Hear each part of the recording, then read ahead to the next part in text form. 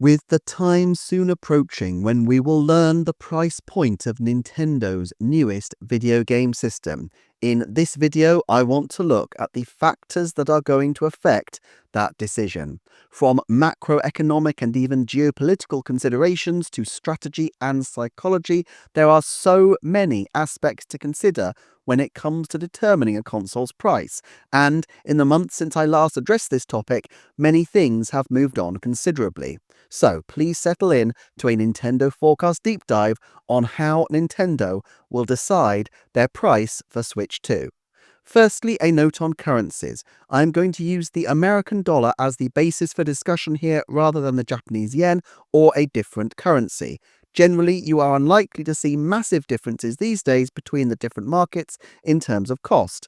This is something Nintendo has done in the past and actually got into some trouble with in the European Union back in the 90s, where products in some markets were significantly more expensive than others. But in an age where online services make importing relatively straightforward, it would be impractical not to keep costs broadly aligned. Therefore, the American dollar can stand as a proxy for other currencies. Okay then, let's start with a bit of a recap for where we've been previously. The last time I looked at this, I created this chart which accounted for the price of major consoles, inflation adjusted, as of September 2024, which is still broadly accurate. I'll talk later in the video about how far to use inflation as an indicator of future performance. But for now, we can see that there are some definite outliers on the high end, such as 1995's ill-advisedly expensive, although massively underrated, Sega Saturn, and 2006's PlayStation 3. The coloured dots, though, relate to Nintendo, and here we can see that there is a far more consistent trend. Specifically, since 1995, their consoles have hovered on or around a price point which is, in today's terms, $400. However, this has not always been the case. With the GameCube, they priced it a lot more aggressively for the time, coming in closer to $350 in today's terms, while the original Famicom and Super Famicom were more expensive products. Notably, the Wii U was more expensive than the Wii for its time, and yet the Wii U was actually sold at a loss early on. This was due to a multitude of reasons, but primarily due to unfavourable exchange rates that forced the Wii U's margins into the negative. Nintendo does not generally like to use the loss leader strategy of marking console prices down and selling at a loss to get people into the ecosystem, hoping that they recoup the profits later on games. The fact that they sold both the Wii U and 3DS at a loss for periods suggests that it was more a function of a failed strategy than anything else. Nevertheless, there is no doubt that they could afford to sell the console at a loss if they so wished. They have a huge amount of cash on hand, and their game sales over the recent decade have skyrocketed. So in certain respects, if there were ever a company where a loss-leading strategy would make sense, it would be Nintendo right now. Still, it would involve Shuntaro Furukawa going to the investors' briefings and explaining that the massive hit console they're releasing is actually going to cost them money to ship. It sets a tone that feels distinctly un-Nintendo-ish, and I just can't see it personally. Therefore, we can expect to set, as a minimum, the cost of the console plus a bit of extra margin as a buffer. It might not be so huge a margin. Nintendo will expect to save costs over time as they refine their processes and ship at scale, savings which are often called the economies of scale. The OLED model for a long time was their most expensive model, and yet the system with the smallest margin. And while that may not be the case now, we can probably expect Switch 2 itself to be pricier for them to make early on. Now, predicting the cost of the console is tricky with so many unknowns, and frankly, at this point, Nintendo themselves may not yet have committed internally to a particular choice. While I'm sure they will have a strong working assumption, they don't necessarily need to announce the price until April, and perhaps not even then. Giving themselves maximum leeway to change course in response to events is only smart, and so I think there's only a 10% chance that we will see anything on price this fiscal year. However, there are some things that are very clear. Firstly, the console is bigger. That just means everything has to be scaled up, including potentially costly elements such as the screen. There is no evidence they've kept the OLED screen. I feel like we would have heard by now if they were going to do this, so I think there's a 70% likelihood we're talking LCD again, but those still entail certain costs, especially if the LCD technology is sufficiently improved that there is a notable difference from the original Switch, so it doesn't feel like a downgrade for OLED users. The Joy-Con are also expensive to manufacture, although they have had 8 years to perfect their designs, refining them not just for efficacy but also for cost efficiency. Still, the bigger size means more plastic and even has implications for the volume of the box on the shelf, which has a knock-on effect for the amount they can transport at once and therefore to the cost of transport. I'm not saying any of these elements alone will make huge differences, but even if this makes the console 5% more expensive, inflation adjusted compared to the classic Switch, well, that would be about a $20 uplift on the original Switch just by itself. And then we have to consider the costs of the chips themselves. I'm not overly technical in this department, and of course the specific details leaked are still in the realms of leaks and rumours, but the reception of purported factory leaks from smart people like the Digital Foundry crew seems to indicate that we have another case of Nintendo using seasoned technology rather than cutting-edge tech, and while this runs the chance of being dated even at launch, if they combine this with upscaling technology of the sort that they have patented in recent years, there is every chance that they could remain graphically competitive for a time, at least without the huge cost outlay of other systems. Nevertheless, it doesn't seem to me to be the case that chips are getting phenomenally cheaper as they may have done once upon a time. Google's Milind Shah was reported in 2023 as saying that the per transistor cost of chips hasn't changed in a decade, despite falling consistently prior to this. There are many potential factors here, including rising labor costs in China, the costs of diversifying production plants, the cost of raw materials, and the job of this video isn't necessarily to interrogate the specifics of this claim, but we can see consumer electronic costs have escalated in price in recent years, and so we must consider that Nintendo's costs are unlikely to be immune. The fact that Nintendo can reasonably expect to need tens and perhaps over 100 million of these chips does confer a certain cost saving, though. These economies of scale again, as well as a natural ability of a company doing such a vast and consequential business deal to drive a very hard bargain in terms of costs. Still, some costs are unalterable, and one major consideration is the requirement for rare earth metals. These specific requirements we don't know, and naturally the design choices Nintendo have made over the recent years will be guided by their confidence to be able to source necessary materials securely and affordably for the medium to long term, so they will, I'm sure, have some kind of plan in place. We know that Nintendo sources these metals extensively, with their list of approved smelters running to many, many pages, and last year they added to their board of directors an executive from a Japanese jewelry company, an industry which also has significant interests in the economics of rare metals. But the key savings here are not going to come from mining after the fact, but in careful design. Can the Switch 2 reduce usage of such expensive metals in its design? Are the metals it uses ones they can feel confident that they can continue to source without political risk in the medium term?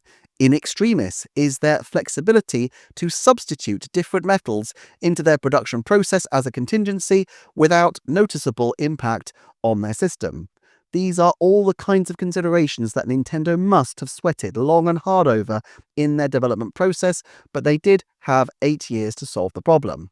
As with any economic consideration, the key factors that affect rare earth metal prices are going to be a surge in demand, such as during the pandemic, or a limitation in supply, such as would be the case if there were a war or natural disasters affecting areas associated with mining these resources. Also, many of them are called rare earth metals for a reason, and that's that they are rare, although there are still options available. Long before Greenland hit the news, it has been seen as a promising source of such metals without some of the risks associated of trade with more politically turbulent parts of the world. It is not really possible to derive an absolute estimate of the underlying cost of the console to manufacture, therefore, even though this would probably give us the clearest steer as to the likely price. price. I guess the question is therefore, given that they have had 8 years to work on the problem, are Nintendo likely to have managed to manufacture the console as cheaply as the original Switch? All things considered, I think it's unlikely that the console will be less expensive to produce, and if anything, I think it is likely to be at least a shade more expensive. Therefore, before considering any other factors, I think we can say with 90% certainty that $399 is the absolute floor for Nintendo on pricing. This would keep them broadly consistent with previous console prices, adjusted for inflation. On the other hand, $399 also feels like it must be their preferred landing zone for the consumer at least.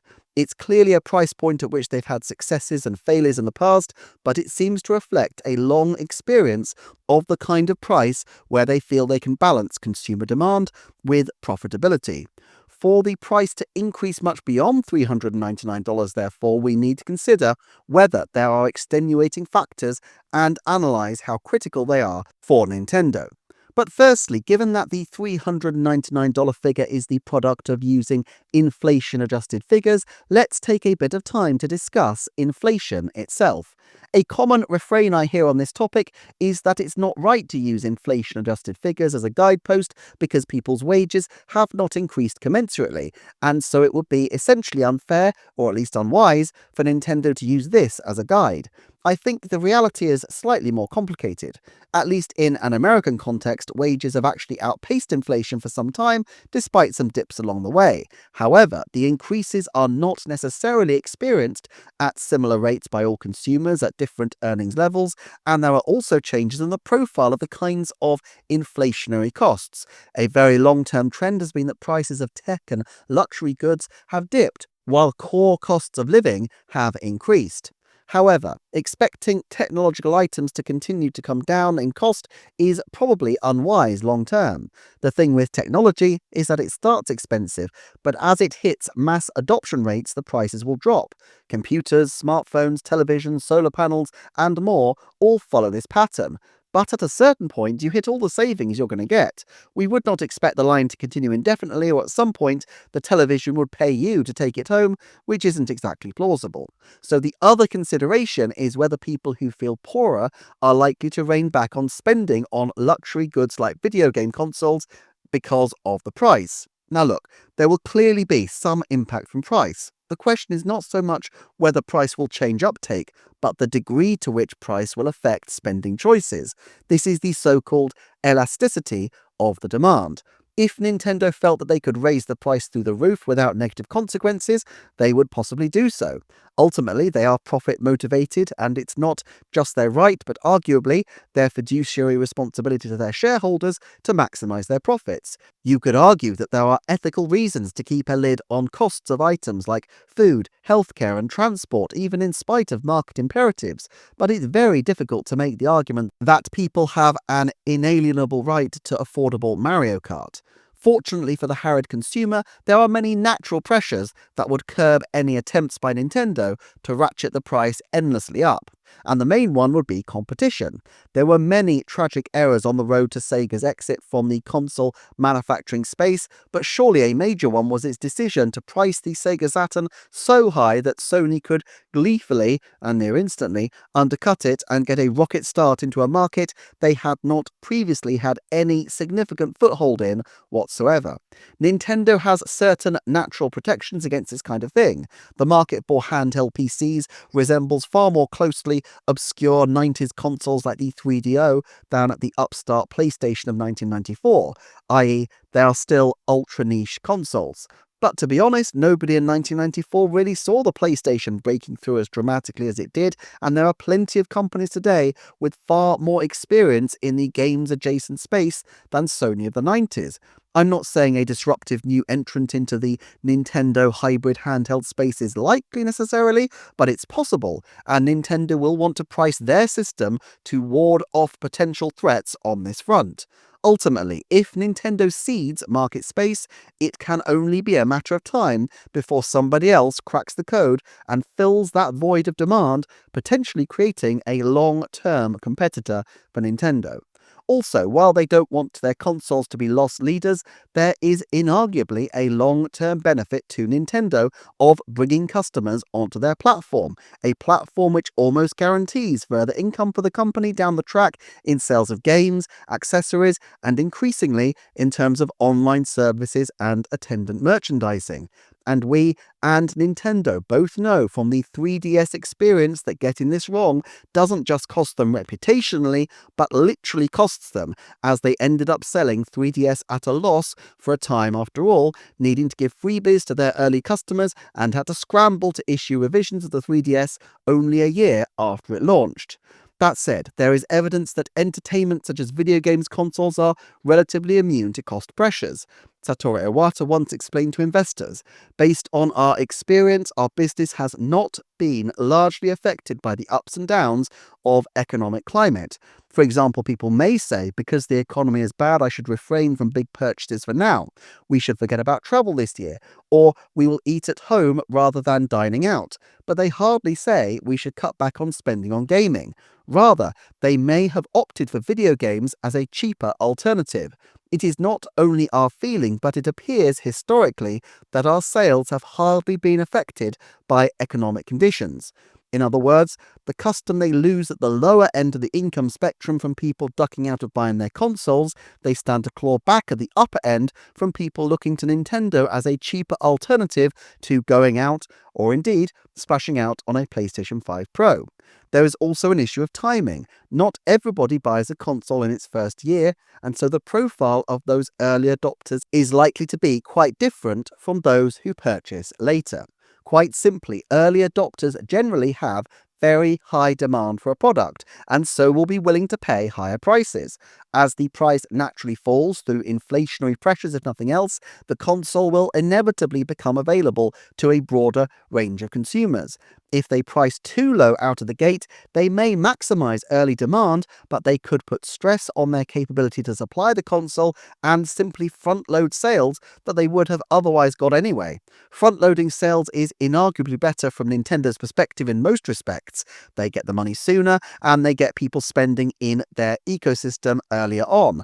But it would affect their momentum and their ability to make money later in the life cycle of the console, where their profit margins per console would be greater, and so there are some elements of trade-off as well. Another complication to the inflation discussion is the fact that Nintendo's aim is to have very long-lived consoles. It's not just the Switch which has an outside lifespan. The Famicom and Game Boy both had very long lives, and you get the sense that had the Wii not had such a colossal late-era dip, and had the DS not faced competition in the sector and issues around game piracy, that both of those consoles may well have continued a bit longer. The DS had new games well into the 3DS's lifespan, and of course they continued releasing new first-party games for the 3DS more than 8 years after that system launched. The problem of inflation is that manufacturing costs will increase, but the sticker price of the system will remain fixed. This is fine where inflation is low enough that the costs are absorbed by efficiencies and savings elsewhere. In fact, the Switch has been incredibly fortunate that its price has been able to gradually drift downward without any need for Nintendo to enter into more conspicuous price changes at all. Inflation adjusted, the console is now around $230 in 2017 terms, which is just slightly above the price point of the top-of-the-line 3DS models back in those days. This continuity has buttressed their reputation as a company which competes on quality, not in the grubby business of price drops. Sure, there's the odd deal on their website, but there is no overt strategy to focus on price as a core driver of their business. But they can't necessarily expect inflation to play ball. I've modelled here the effect of 3 different inflationary scenarios on the real-term price of the Switch 2. The 5% scenario is well over what any major economy would hope for and is still relatively positive for Nintendo, so the concern is clearly out of control inflation. 10% would definitely be problematic for them and would probably require them to issue new models and take old models off the market, as raising the price of the console already on the market would be a bitter pill for consumers and might not be well received. But optimistically, we might be closer to 2%, which would be great for Nintendo. Inflation in Japan is an explicit target of theirs, but only at that 2% level. They feel that a modest amount of inflation can subtly nudge growth, which has been a problem in the country for a long time.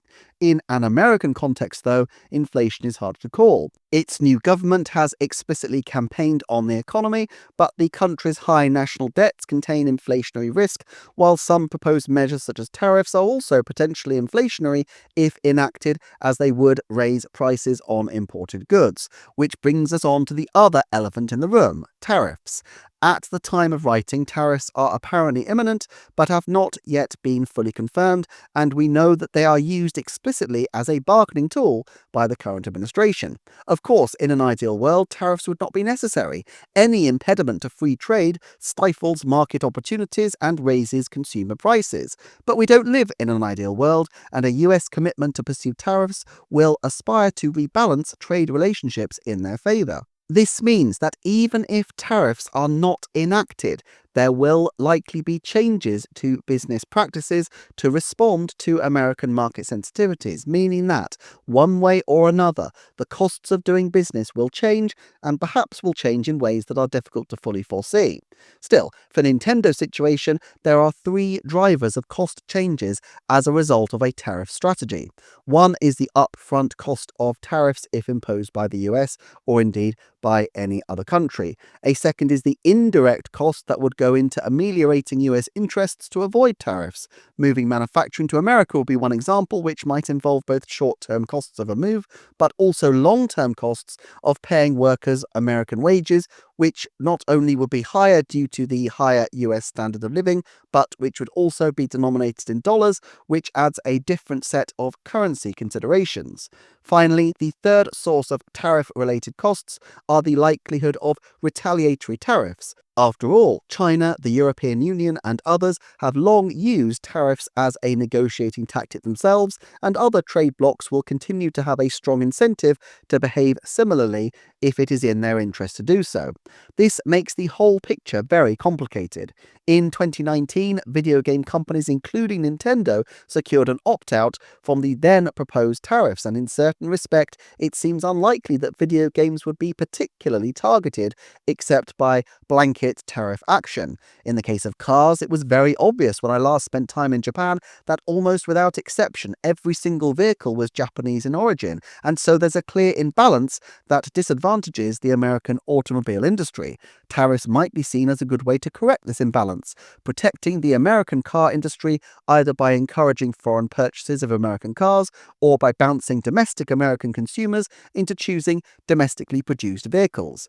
But the games industry doesn't really have the same profile. There is a rich seam of American game developers, with Sony Interactive Entertainment now headquartered in America, Microsoft being one of the market leaders, and even Nintendo having significant resources in the USA, with two software development teams, Retro Studios and Nintendo Software Technology, and a tech group as well.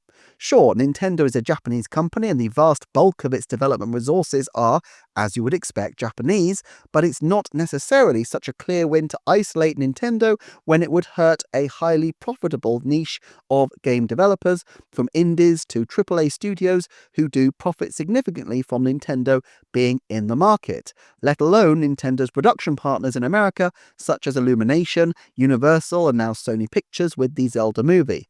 A blanket, let's say 20% tariff on imports affecting the countries of origin for Japanese-produced hardware would obviously hurt, but you can bet that Japanese trade negotiators are very focused on the issue. Video games far outstrip other Japanese cultural exports such as animation. Of course, there are other countries involved in the manufacture of consoles and games, so a direct tariff on Japan wouldn't actually be so critical for the Switch 2 specifically. Currently, the US uses country of origin rules to determine where tariffs apply. Basically, the country of origin is the last place where the product underwent a substantial transformation. In the case of multiple changes, it would depend on where the most substantial transformation took place.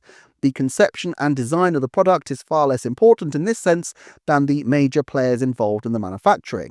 Over recent years, Nintendo, in common with many manufacturers of consumer electronics, have diversified their manufacturing bases. We know Switches are manufactured in Malaysia and Vietnam as well as China. This so-called China plus one strategy of having Chinese manufacturing bases plus one other, although for Nintendo it is at least China plus two, means that they keep the benefits of Chinese manufacturing and avoid the ire of the Chinese authorities, who have various measures of their own to disincentivize people taking their business away from Chinese shores. But they also have insurance against potential tariffs. It's completely possible that Nintendo could direct product to the US specifically from just one country of origin, which has the most favorable terms with America, while using a range of other manufacturers to supply the rest of the world. Let's say Vietnamese Switches go to America, while Malaysian Switches supply the rest of the globe. This in itself is likely to spur a degree of competition, particularly among the small group of emerging tech-producing countries such as Vietnam and Malaysia, who have already secured a foothold in this market, as well as potential new entrants such as Thailand and India, where Apple have already started basing 10% of its iPhone manufacturing. Business continuity requirements means it is prudent in uncertain times to diversify, and it is likely therefore that Nintendo will continue to investigate other potential partners. But it's not just tariffs that affect costs. Different locations will involve other costs, from different transport requirements and local taxes, different labor costs, plus political regimes and other risks such as propensity for natural disasters and such like. Plus, Nintendo as a company values very long-term business relationships, and so they are unlikely to chop and change if they can avoid it.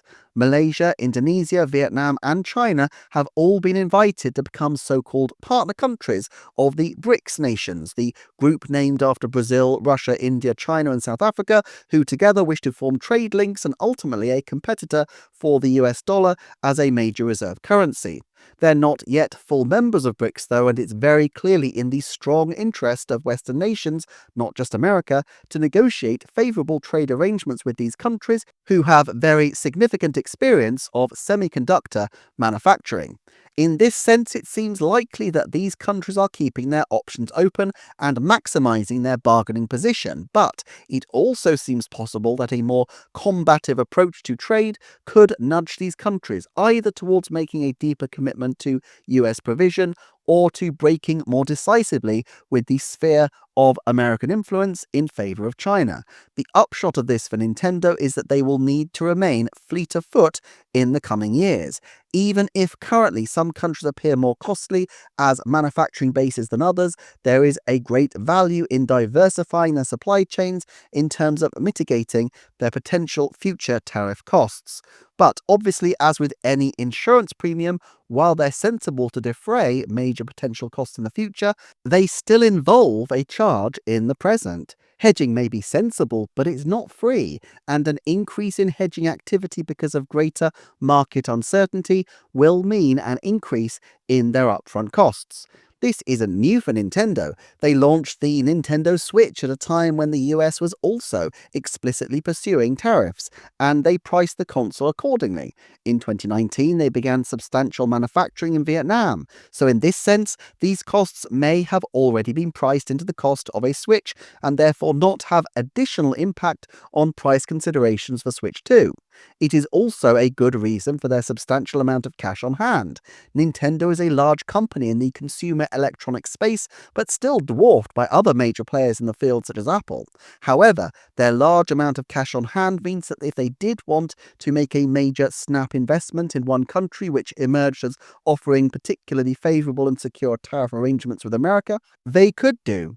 The upfront costs of this might well be offset by long-term diminution of the price if a secure long-term trade deal meant that they did not have to continue to pay this insurance premium. But I think this most optimistic of outcomes is probably a long way off, and certainly wouldn't factor into consideration about Switch 2's price.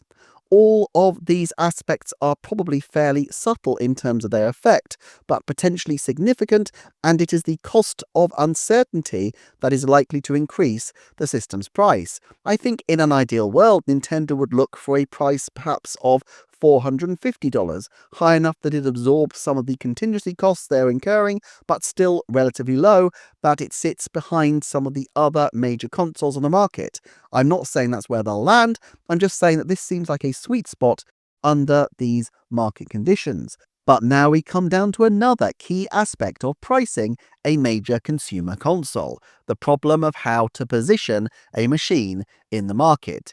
It can be argued as to the degree to which Sony and Microsoft are direct competitors to Nintendo at this point, but doubtless if Nintendo push into the more expensive realm, they are going to find themselves compared directly to the PlayStation and Xbox consoles. At this point, the question would be whether people would find value in the Switch 2, even if it's not especially competitive with Microsoft and Sony's offerings. And I think there's a strong argument that they would, at least in the short term. The early days of Switch 2 will be targeting those early adopters who are disproportionately likely to be core Nintendo fans. And for core Nintendo experiences, frankly, Nintendo are the only game in town. Astrobot is great, but Nintendo are still the only major purveyors of Nintendo-ish experiences, and if they have a highly competitive bench of games, they may feel that they can be a bit more muscular in their pricing strategy, knowing that they are offering something with which others cannot compete. They also know that these consoles are in their final years. Sooner or later, we will see new technology from Sony and Microsoft, and it will probably be significantly more expensive, meaning that Nintendo will, in 2.5 to maximum 4 years time horizon, re-establish their position as the value option on the market, irrespective of their near inevitable decision to launch a more cost-focused variant, a Switch 2 Lite or equivalent, in the next few years as well. To some degree also, this depends on their view of how well the original Switch can hold the line as the value offering on the lower end of the market. If that market is tapped out by the time Switch 2 launches, then a small drop in the price of Switch 2 might generate outsized sales. But if Switch has legs still, and there's still every indication that it does, 13 million might not be up there with the glory days of the system, but it's very healthy for such a venerable device in a year, well, in that case, all bets are off. They can keep the Switch for the lower end of the market, have Switch 2 as their premium offer and at a premium price, but then pivot in a couple of years. This is basically what they did with the 3DS, which not only continued to be supported into 2019, but even had a brand new variant in 2017. Arguably, Switch 2 is in a different position because it is a direct successor to the Switch, whereas the 3DS was not directly comparable in quite the same way. Arguably also, the true successor to the 3DS wasn't the Switch, but the Switch Lite. There are many arguments to be made for Nintendo to try to pivot their audience over much more quickly, of course, but a 9-figure install base won't be quick or easy to shift. They also have difficulty in the form of the Switch OLED. The OLED is priced at $350, just $50 above the original Switch. That's fine because it's still a version of the same system. But if they put Switch 2 in at $400, there is a risk that people who aren't familiar with gaming could look at this and see communicated that the Switch 2 is also only an incremental step forward.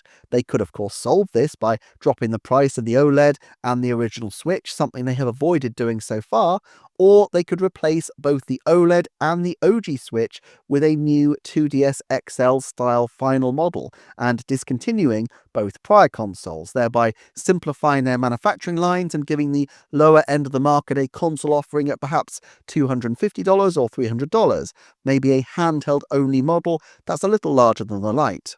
Another issue to consider is the anchoring effect. Anchoring is a psychological phenomenon whereby the first thing that you hear frames everything after, even subconsciously. If I ask you to think of a number, for example 1,000,000, it's likely that the number you are going to be thinking of will be much higher than if I gave you an example of 2 or 3. We've seen the power of anchoring in the console space before. I noted previously that during periods where some companies went really high in prices, such as with the Saturn and the PlayStation 3, this benefited companies whose product was was not necessarily low priced in an absolute sense, but was nonetheless cheaper than the competition, and so was perceived as the value product as a consequence. Sony and Microsoft's push for more expensive tech will push their price point higher. We saw this with PlayStation 5 Pro, and so there may be slightly more leeway for Nintendo to push upwards without incurring negative consequences. Nintendo can also use this to their advantage. Let's say that they're worried about the potential of a future bout of inflation, but they want a price point that is defensible under a range of circumstances. In this case, they might think it in their interest to offer a console at a slightly higher price. Perhaps not as eye-watering a figure as $500, but just a slightly lower $450. But then sweeten the deal with value-added extras. This probably wouldn't extend to a pack-in game, something Nintendo has tended to view with skepticism in the past, at least for initial sales, but could well include a Nintendo Switch Online subscription. An individual yearly subscription to the online service plus expansion pack is $50. If they price at $450, this would be interpreted as an effective price for just the console on its own as $400. But they're not then committed to dropping the price, as they've already anchored people on the idea that $450 is the price of a Switch 2 system. They can simply remove the early adopter offer of the expansion pack membership, and what do you know? The new price of their console is now $450 going forward, without quite the same level of opprobrium as if they'd gone for the higher price point right out of the gate. The argument against this is that packing in extra content is one of the key ways they can maintain the price but increase their offer going forward, and so as a general rule it will be better to try to go the other way, try to anchor at the lowest price point they can to impress the market, but offer the barest bones experience right off. This is certainly the traditional strategy. Another consideration is whether they could employ more subtle pricing jumps. We're used to round numbers in recent times, and the Switch models have all been in jumps of $100 or $50, but they have used $20 increments previously, as with the 3DS. Certainly they might feel that $430 has a less intimidating feel than $450. With $450, people can get properly angry that they've broken that all-important $400 psychological barrier. $430, though, is harder for people to get properly worked up about, as it seems still closer to $400 despite it being a substantial increase. Of course, the reverse is also true. Why attract all this fuss for a rather minimal uplift? But remember that although the percentage may be small, it's about another 7.5% on costs, this would be even more significant for Nintendo, as a larger amount of that would go straight onto their profit margins. If you're planning to sell 100 million units, bolstering the first price, the anchor price, up by $30 is potentially another $3 billion in sales, assuming demand remains consistent. I also think there's a rather interesting play Nintendo could make with this, by creating a mild controversy around the fact that the price is more expensive than $400. They draw attention to the product, but when people find that the price is not $450 or $500 but only $430, the likeliest response is that people might feel that it's not as bad as they supposed. In an odd way, this might help reinforce the perception of Nintendo offering a value product while keeping the price higher. Now, all that said, I don't think Nintendo is too likely to go for increments in price that subtle. The benefit I described would be incredibly short-term, and $449 already has that slight psychological suggestion of being on the lower end of the spectrum by dropping that all-important cent off the price, so it would still round downward rather than upward. Round numbers work because they make things easier to calculate for consumers, manufacturers, and customers. Finally, though, we should consider the risk for Nintendo of getting it wrong.